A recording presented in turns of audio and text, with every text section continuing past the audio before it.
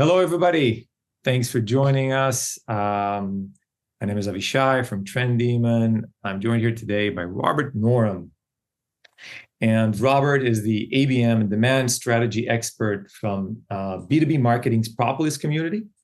And Robert and I known each other for quite some time, and I'm super thrilled for our conversation. So thanks so much for joining me, Robert. Pleasure. Always good to chat, Avishai, and looking forward to a new conversation today.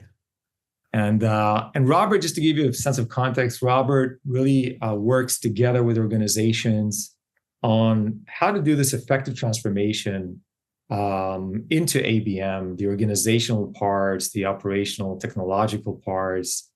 And what I find fascinating about our conversations is that he has this broad view, not just from a tech or from organizational, but combining all of those things. And so this is kind of what I wanted to discuss with Robert today, because what prompted this, right, is this, I had a previous webinar or conversation, and I said, look, ABM is transitioning into BGM. And we have a new acronym, and I'm really excited because we love new shiny things and we love acronyms. And then Robert's like, dude, man, no. Calm your horses. Nothing is changing. This is ABM, and we had like this, not fight, but a good conversation on that. And I thought it could be great to open this up and for Robert to share kind of his thoughts on why ABM is still that fundamental building block in go-to-market and B2B revenue generation. But let me start from the top, Robert. We talked about this before. How do you see this, the transformation? Let's go back even 10, 15 years. How do you see this, the whole motion shift, which has got us to this point now? Yeah, it's a great challenge, Avishai. I mean, if we go back 15 years, I think people were talking about ABM. There were very large tech firms typically looking at their biggest customers. It was all one-to-one ABM, and it was typically about protect and grow. Then I think, as things have evolved and the MarTech vendors have come in and really shaken the market up, I have to put you guys in that space too. But, if we think about Demandbase and Sixth Sense and those kind of organizations, I think the pendulum moved from very personalized one-to-one ABM into much more of a scale play, looking at one-to-many. And curiously, as part of that shift, if you like, I think the emphasis for ABM started to be focused around new business and client acquisition. Where I think we're at now is kind of the pendulum perhaps to the point that people are now starting to think, or should be starting to think, about the balance, if you like, in their ABM strategies between existing customer growth and new customer acquisition. And equally, with everything that's going on in the world right now, and particularly AI, there is a temptation, I think, to assume that we can just create more and more and more content and send it to more and more organizations. And I think, an account-based strategy that is really intelligently thought through, where the smart and tough decisions are made up front, is probably the way to go in terms of maximizing return on investment, and giving you the best possible chance of revenue growth, whether it's existing or new customers. So quite a long rambling answer, but I hope that sets the scene, Avishai. Yeah, and I'm curious to, because we talked about the new things. There's always like the new things today with AI and LLM, but you're a firm believer that organizations should adopt and adapt to ABM as a more holistic approach. Maybe you can take us through kind of your thesis on ABM, on how companies should adopt it, and why do they need to be very active in doing so? Yeah. Again, an interesting question, Avishai. I mean, I think there's been, perhaps a lot of questions over the last few years about whether account-based marketing is the way to go. And of course, people do struggle even with the term account-based marketing, which suggests that this is a marketing play. I've started to talk about ABM almost being a master brand, if you like, that says, this is the strategy. It's an account-centric strategy. And, if you think about ABE, people have been talking about that for a while, ABX. ABE is account-based engagement, ABX is account-based experience. Simplistically, I think account-based engagement lends itself to a new business, new client acquisition stream, and account-based experience, which is obviously all about customer experience, lends itself to growing existing customers. So in a way, those two acronyms, if you like, are sub-brands for me of ABM. And the conversation we had, which was obviously humorous, but a little challenging between us on BGM, I think buyer group marketing is definitely a thing. There's no question about that. But it's always been integral to ABM. Because if you're looking at accounts, then you've got to be looking at buying groups. It's not about contacting one or two people. You need to understand the full buying group right across the board. Could be 10, 15, 20 people as a minimum. And of course, many, many more influencers. So I think BGM sits there again as an acronym underneath the ABM banner, if you like. And then there are other things in the space too, where I'm starting to talk about ABM almost as an ecosystem. So if you think about what 6 Sense have been talking about for a while now, which is 70% of the buying journey takes place before the customer engages with the vendor community, by which time they pretty much know what they want to buy and they've shortlisted 3 to 5 vendors. That says if you haven't made that shortlist, if you like, in the first 2/3 of the buying cycle, you've already missed the boat. So that makes the whole point of positioning your brand and your organization absolutely critical to those customers before they're in market. And therefore, I've started talking about account-based branding without overloading, the acronyms. If we think about a strategic play from a sales and marketing point of view, another massively important part of the chain, if you like, is deal-based marketing, which is obviously supporting major bids and RFPs. And very often that's something that's been run by sales, and procurement and marketing haven't been particularly involved.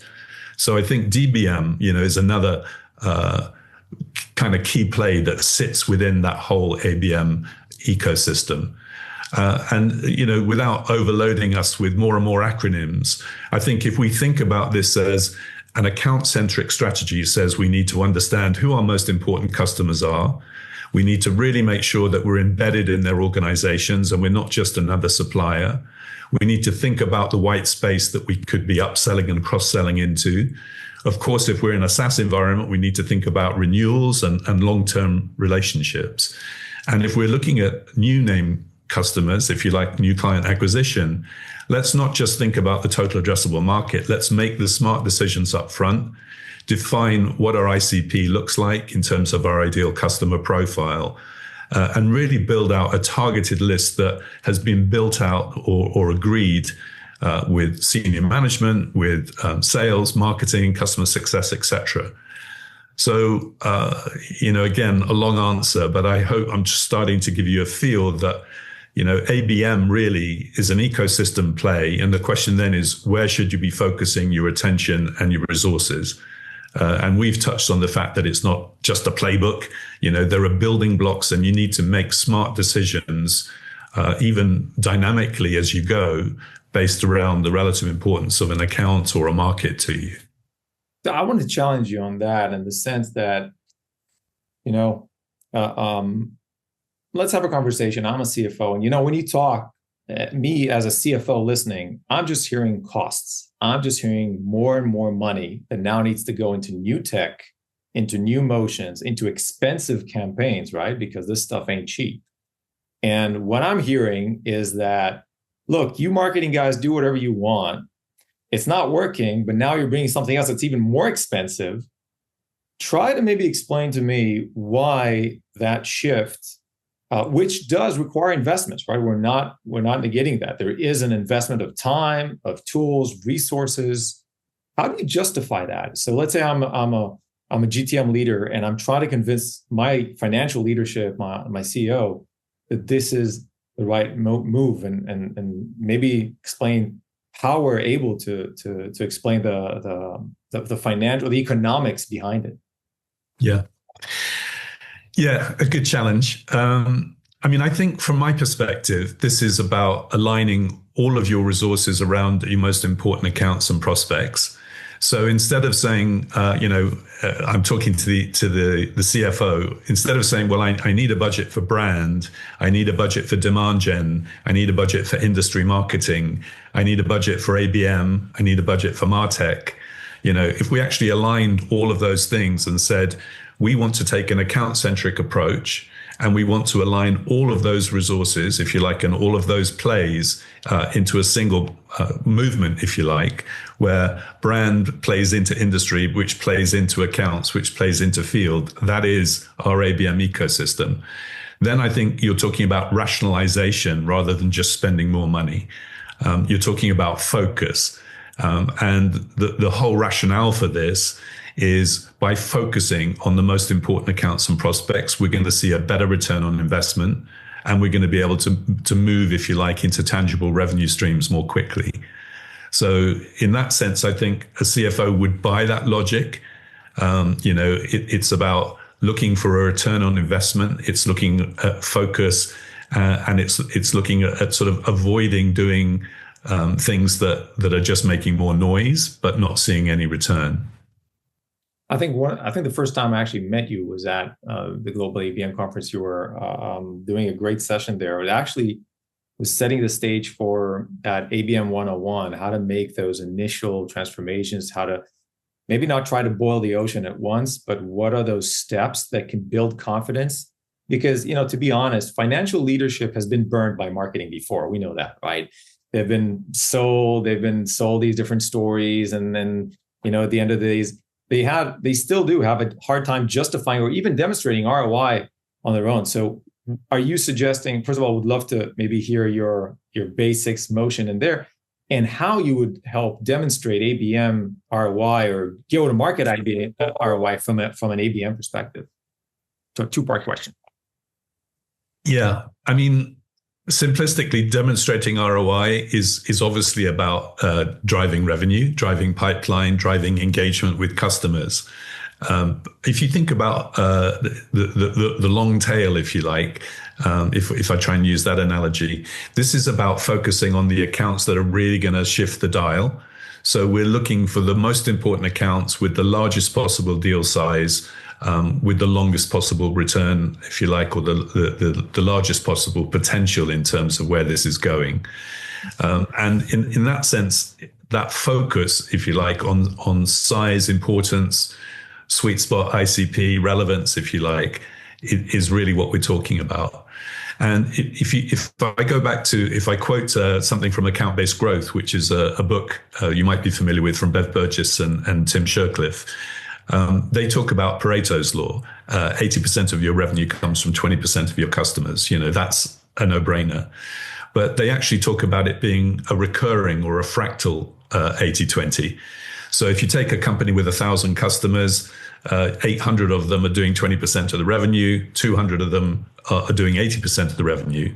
But if you take the 200, then it's recurring. So 160 are doing 20% of the revenue, 40 are doing 80% of the revenue. Take that 40, 32 are doing 20% of the revenue, and the remaining 8 are doing 80% of the revenue. This is basically saying we need to understand where the money is, where are our largest opportunities, where are the biggest accounts, where do we make our best possible return, which are the most profitable accounts. And if we know that, then we can start to make really informed decisions about the companies we invest in moving forwards, both in terms of protecting and growing existing customers and finding more of those ICP, sweet spot customers that we obviously can see the most return on. So it's just moving away from a volume play.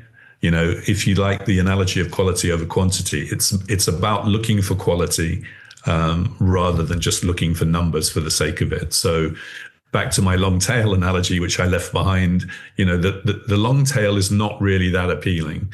We want to be right at the top end, where the head is, where the meat is, where the money is. So if I take one word from what you said, I would say it's prioritization, right? It's this ability to prioritize your very limited resources on where you get the biggest bang. And I think that when we were in the past in kind of more abundant, I would say, scenarios where there is more money free flowing, less competition, you could get away with not being very effective at prioritization, because you could go and you could target, you can maybe, I think we're entering a very Darwinian period where if you're not able to brutally prioritize your resources and focus really on those drivers, there's just not going to be a cost-effective way for you to sustain, not even growth, just even to sustain the business, right? Because of the amount of noise. You mentioned the amount of content that's being generated. Technology-wise, if we're talking technology vendors, and a lot of ABMers are technology companies, one of the first things that are being disrupted these days is technology, and the ease of releasing new capabilities, new technologies at a fraction of a cost. So those moats that those companies enjoyed are now very quickly just being obliterated. And then becomes the question, well, if technology is not going to be the moat, then what is going to be the moat? How do I really carry out an effective customer-centric motion in this new reality? Yeah, some big and deep thinking there, Avishai. And I love the Darwinian, which I guess simplistically is survival of the fittest, right? I mean, in terms of what can one do, I think the first thing is look at your existing customer base, which is where you've already obtained traction, some credibility. You have, a financial relationship. So many companies I talk to are not looking after this space properly. They're not looking for the white space. They're not building long-term relationships. And typically they're looking for the next shiny new thing, which is the next sale. So I think mining your existing customer base and really communicating with them in a way that demonstrates real value is a very important thing to think about. And this is obviously about extending way beyond just having your sales lead, having relationships with 3, 5, 10 people. It's about wrapping yourself around the organization. And of course, that's where, content and engagement really come in. And of course, you want to get people to the point where they're attending your events and they're, really engaging with you. If we think about new customer acquisition, again, it's about focus. So let's look at the accounts that are going to hit our sweet spot, where the most potential is going to sit, and the longest, if you like, pipeline is going to appear. So from that perspective, I think making smart decisions up front, where you're focused around 100, 500, 1,000 accounts, you're not looking at 50,000. You're not, reverting back to, marketing, spray and pray, looking for MQLs where you're just chasing opportunities for the sake of it. You're really thinking about the accounts that matter. You're engaging with them in a deep way across multiple stakeholders, back to the buying group. And you're really starting to look for opportunities that have significant size and potential. And in that context, less is more, because we don't want to just be chasing every shiny new thing. We want to be focusing our resources and attentions on the accounts that matter. So I hope in some way, shape or form that answers the question. Yeah, I think that we're, I love the angle of the existing customer. I think that's something that has been, I would say, overlooked for a long time. And I think ABM provides a good lens. I think, a good lens of looking at that existing customer base and understanding it from a revenue perspective, right? Putting aside new versus existing, we're looking at maximizing our resources towards revenue generation, expansion, and all of that, and doing it again efficiently. I think another thing that that comes to mind is that because of this abundance of noise, I think there's scarcity of trust, and I think ABM. I would love to hear your thoughts on how can ABM really foster that trust between you and your customer base, your market.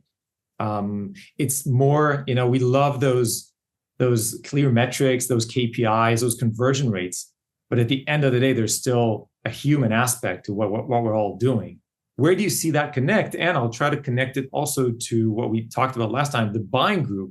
How do you see the buying group fit into the master scheme, what are the things that you see companies do or you recommend in that tactic, understanding it is part of ABM?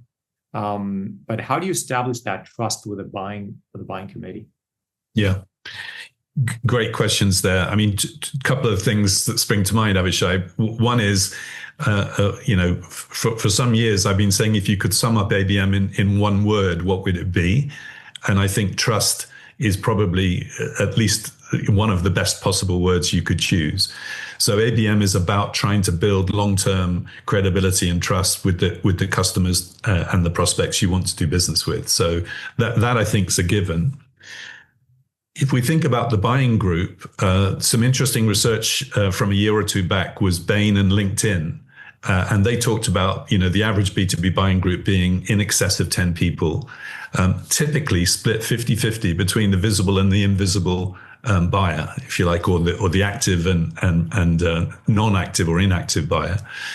And the interesting thing here is the active buyer, obviously, the people who your salespeople are typically selling to. If you're in a cybersecurity play, you'll be selling to the CISO and their team, and maybe the IT team, CTO, CIO, etc. But you're probably not talking to the C-suite or the head of legal or the head of HR or the head of procurement. And in the world that Bain and LinkedIn talked about, they said, actually, the inactive buyer or the passive buyer is disproportionately influential when it comes to saying no. Mm-hmm. So the active buyer will basically shortlist the vendors. Right. They'll do it around specifications and requirements and exactly how that vendor can provide a solution. But when it comes to the inactive or the passive buyers, they're looking for companies that they recognize, that they know, that they trust. And unfortunately, we're almost back to the old adage of nobody ever got fired for buying IBM. If people are old enough to remember that one, these days maybe it's Google or Microsoft or whatever. But essentially, that idea of building trust with the passive buyer is critical, and that comes back a full circle to the whole concept of branding, which I think is wildly important now because it does drive trust. But of course, how do you build brand if you're a tier 2 or a mid-tier player, and you don't have budgets like Salesforce or ServiceNow or Workday to be able to afford Super Bowl ads?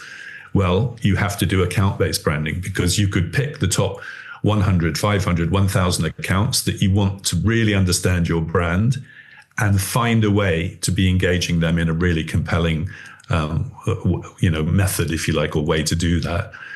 Don't worry about the total addressable market. Don't worry about the globe. Just think about the accounts that are going to make a difference. So in that sense, I think that whole account-centric approach, again, plays even before companies are in market, that says, how do we really wrap ourselves around the accounts that matter? Make sure they know who we are. We know who they are. We're engaging the buying group, whether they're active or inactive, or visible or invisible. And starting to really position ourselves as a company they should take seriously. Okay, so let's take it now looking at the future, right? So we've talked about where we came from, where we are today. And I think we're all feeling and seeing this rapid transformation of not just B2B, go-to-market, ABM. It's just our whole interaction with information is being completely upended with the introduction of LLMs.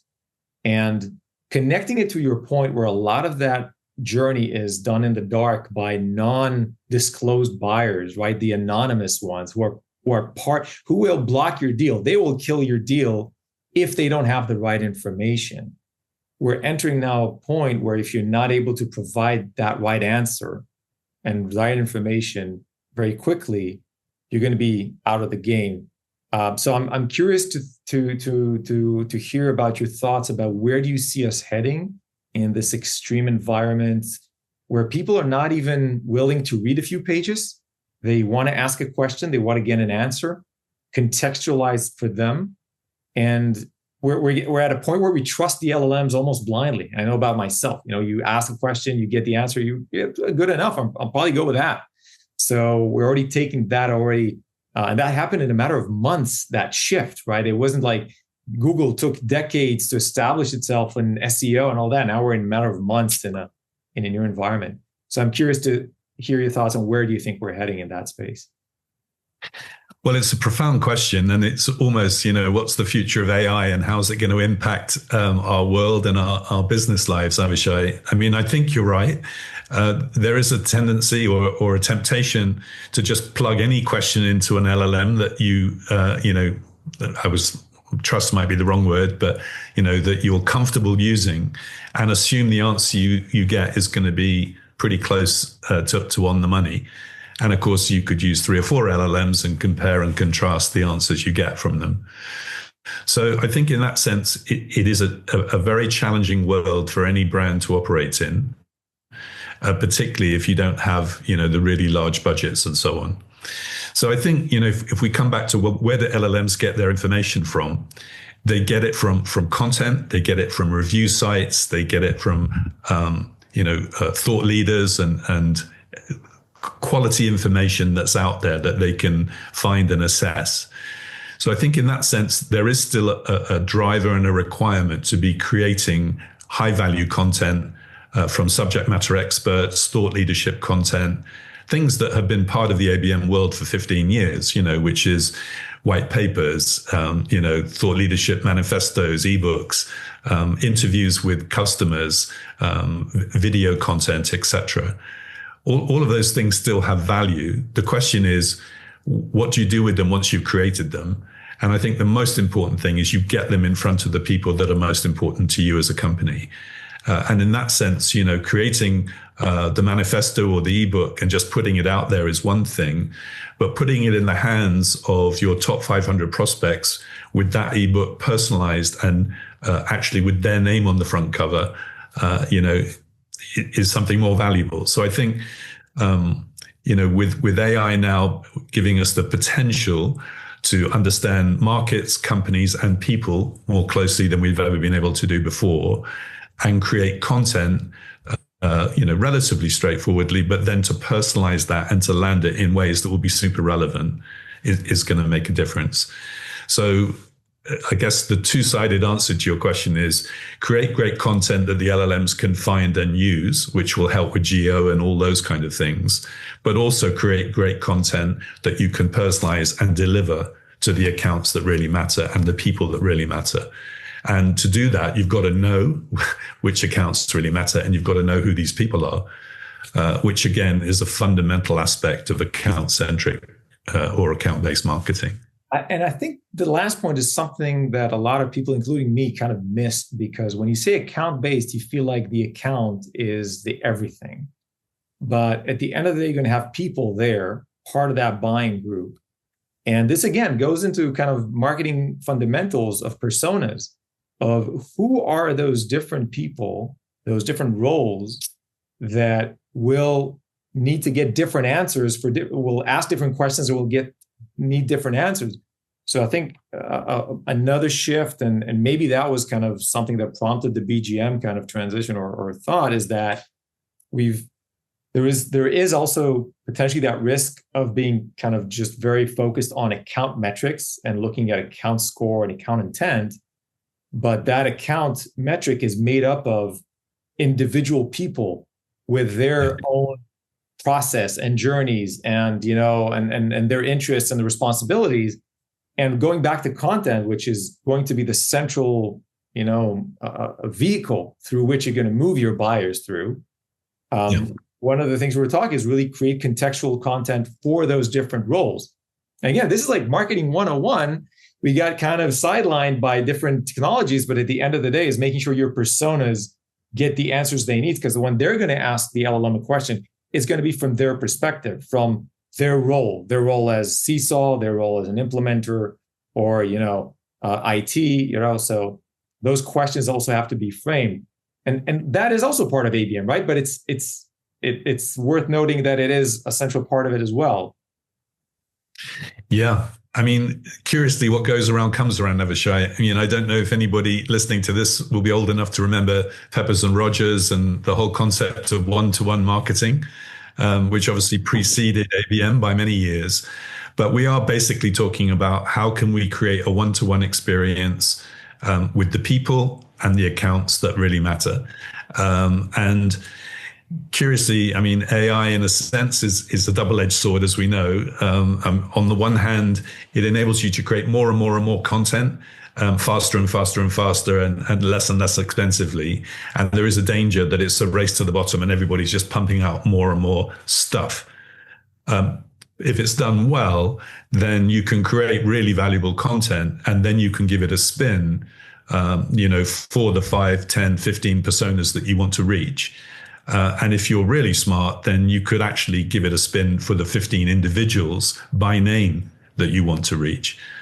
So just creating content because you can is clearly not the answer, but creating valuable content that you can then personalize and land, at the right stage of the buying journey, it clearly has real value. And I think that's, again, back to this whole concept of why ABM is the ecosystem, because to be able to do it intelligently, you've got to be looking at a manageable number of accounts. First of all, from a marketing and content point of view, just to make that real, and then even to have BDR teams and sales teams have the bandwidth to be able to follow up. You can't be doing that with tens of thousands of companies simultaneously. You can be doing it with hundreds, and maybe depending on the size of your budget and your workforce, maybe small numbers of thousands, but it's got to be as focused as you can get it.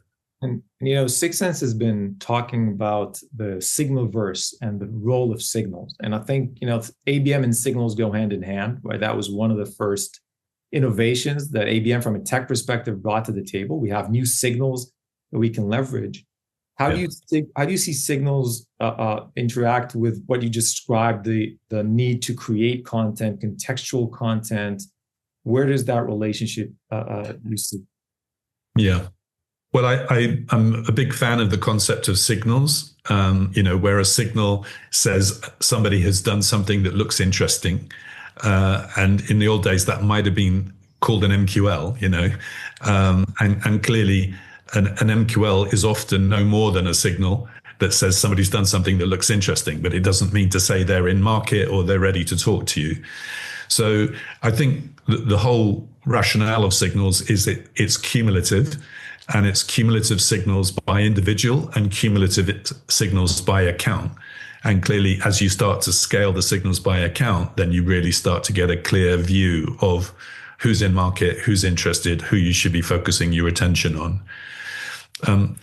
The slightly concerning thing for me is still back to that Sixth Sense data point, which is 70% of the buying journey takes place before customers engage. Are you seeing the signals too late anyway? At what point are you seeing those signals? And if it's in the 30% where they're already in market and talking to vendors, if you're not one of those vendors, then it's already over. One of the things I wanted to challenge that is that we've been focusing on buying signals, right? Looking at who is in market to buy. Yeah. But in our role, we're not just always looking to buy products, right? We're interested in topics. We have different interests and things that we consume. And I think that's something that we've seen overlooked also. So the interest signals, not just the buyer intent signals, as a key driver for, first of all, establishing trust, right? We talked about trust and the ability to provide valuable content is part of trust. If I think your content is good and you're legit, that's part of that trust establishing process. But also being able to know what kind of content I should be generating and putting in front that feeds into that interest. Do you see that as well? Do you see that kind of, maybe there was like this dichotomy between in market versus out of market? Like if they're out of market, well, fine. We care about them when they're in market, where actually, like you said, it's too late, right? Because you've done it independently. Yeah, I mean, I think that left-hand side, if you like, of the 100%, the 70% of stuff that's going on and you don't even know about it, or the companies that aren't in market yet but could be at some point. I mean, that's just vital.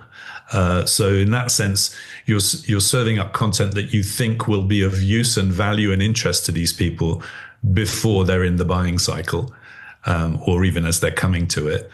And I think, everybody chasing companies in market it's kind of curious. They're using tools like Sixth Sense to chase companies in market using intent. But then Sixth Sense are advising you that 70% of the buying cycle takes place before they actually come to market.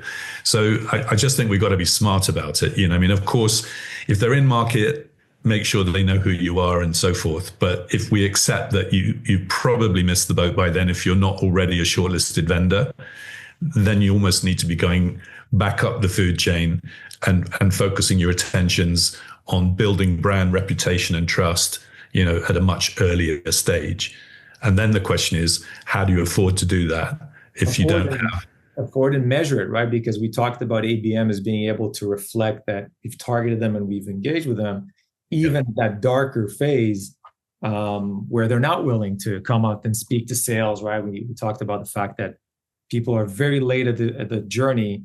And we're seeing this from our data as well. You see higher conversion rates from those demo booked into closed won, but much lower conversion rates into those meeting books. And once they get, they're much more mature, they're much more educated. By the way, one interesting piece of information, we're seeing this on steroids with people coming in from LLM.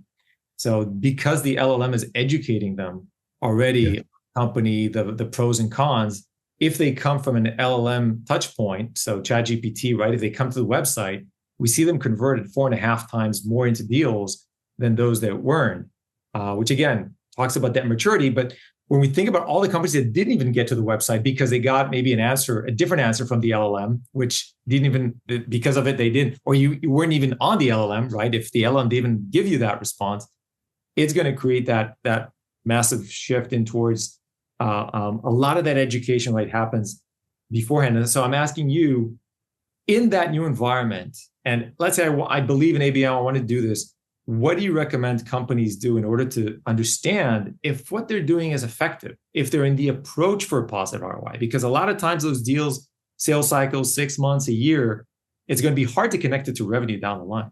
So what are some of those leading indicators that you look for, or you advise in those earlier stages to say, it's fine, we're on the right track, even though we're not seeing it manifest into revenue, we are heading there? Yeah, great question, Avishai. I think it almost comes back to if you've identified the accounts that you want to go after, and you've identified the individuals within those accounts that you want to engage, then of course the whole job of ABM is to land meaningful content and start to engage them. Mm-hmm. So we're looking for account level engagement across multiple stakeholders, potentially with dozens or even hundreds of pieces of content. And if you think about it, we're going to be dropping different types of content in front of these individuals based around where we think they are in the buying journey and how we think they're engaging with our content. We definitely want to be bringing them to the table. So at the sort of top line level, that could be a webinar. At a more sophisticated level, it could be attending round tables or briefings. And ultimately, it's going to be about conversations with the sales team and so forth. So I think we're looking at, a cumulative set of touch points and engagement. I'm not a great fan of the funnel, but of course, if we think about it, it starts at the broad level and gradually over time, based around their level of engagement, we're going to do different things for them, ultimately bringing them into our world and so on. So even before any revenue or even a pipeline opportunity has been identified, if you can show that you are moving the dial with engagement from an account and from key individuals within that account in terms of content engagement, consumption, responding to calls to action, attending webinars, roundtables, events, talking to our salespeople. All of those are leading indicators that we're building brand, engagement, and trust. And of course, Nirvana is the opportunity. The pipeline opportunity hits the CRM system. And then we have to continue. It's not like we've done our job. What do we do to keep nurturing them through that buying cycle? To make sure that we end up in pole position, and the deal is closed. So maybe an obvious thing, but I think that cumulative engagement over time across multiple touch points, bringing them from a virtual world into a physical world, and ideally face-to-face engagement and meetings, is really what you're looking for. And very hard to track that if you were trying to target the entire market. But if you were looking at your top 100, 200, 500 accounts, I think eminently doable to track that. And that's really, again, comes back a full circle without sounding like an obsessive. That's why I think account-based is the answer. I love that. I love that note. And I think, as you said, we are creating a new lens, or ABM is a new lens. And it is the effective lens in this new market where we're trying to collect different signals that when we're trying to understand what these signals mean to us, they're trying to establish the quality of connection that we have with that account. Now, because we can't understand and do this at massive scales, it's not just a numbers game. We do need a numbers, right? We cannot just rely on a few individuals, but the quality of connection here is the imperative. And ABM is that effective lens of understanding that quality of connection that we have to those accounts. If it's new, if it's existing. And that is why, in your words, this should be the operating system, right, for B2B companies. Yeah, I mean, I love that phrase, quality of connection.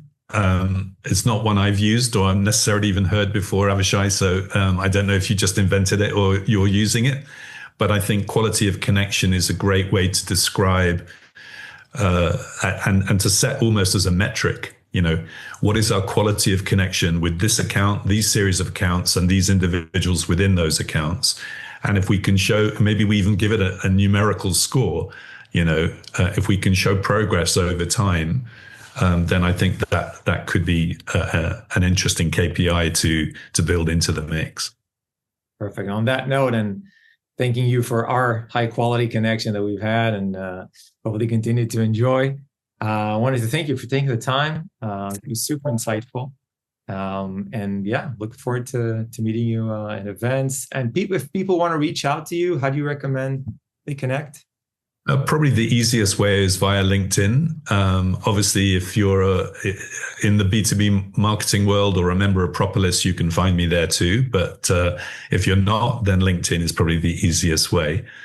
And from my point of view, Avishai, a great conversation, quite challenging. You got my little grey cells whirring, and I hope I did your questions justice.